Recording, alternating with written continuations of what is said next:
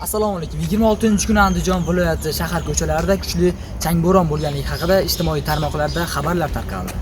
Ma'lum qilinishicha, chang-kum aralash kuchli shamol shaharda soat 18:00 dan keyin ko'tarilgan. Telegramdagi gidrometeorologik ilmiy tahlillar va ob-havo bashoratlari tadqiqotlar kanalining yozishicha, ushbu shamol bulut osti shamoli xususiyatli bo'lib, uning davomiyligi uzoq davom etmaydi va juda kuchli kuzatilmaydi. Eslatib o'tamiz, 19-may kuni yuz bergan kuchli shamol ta'sirida Andijon viloyati shahar va tumanlarida elektr tarmog'i xo'jaligi obyektlarida avariyaning holatlar va nosozliklar yuzaga kelgandi. Qozog'iston o'z hududida bo'lib turgan xorijliklarga ogohlik bilan shu yilning 5-iyun kuni chet elliklarning Qozog'istonda vaqtincha qolishi muddati tugaydi. Qozog'iston tomoni rasman ogohlik bilan chiqqan. Xorijliklardan shu muddatgacha Qozog'iston hududida qolishlarini qonunlashtirishni so'raydi. Aks holda ma'muriy javobgarlikka yuz tutishlari mumkinligi bilan ogohlantirdi.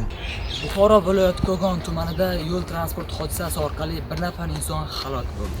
Qayd etilishicha, 2021-yil 21-may kuni soat 22:30larda Nexia haydovchisi Kogon tumani hududidan o'tuvchi 4P63-sonli avtomobil yo'lining 10-kilometrida harakatlanib kelayotgani paytida o'zidan oldinda harakatlanib borayotgan mashinani quvib o'tish maqsadida qarama-qarshi yo'nalishga o'tib harakatlanadi. Oqibatda qarshisidan chiqqan Hobo rusumli yuk mashinasining old qismiga borib uriladi. Nexia haydovchisi kuchli jarohat olib shifoxonaga yotqiziladi. Biroq ko'rsatilgan tibbiy yordamga qaramasdan haydovchi vafot etadi. Biz sizlarga yetkazmoqchi bo'lgan tezkor xabarlarimiz mana shulardan iborat edi. Bizni kuzatishda davom eting.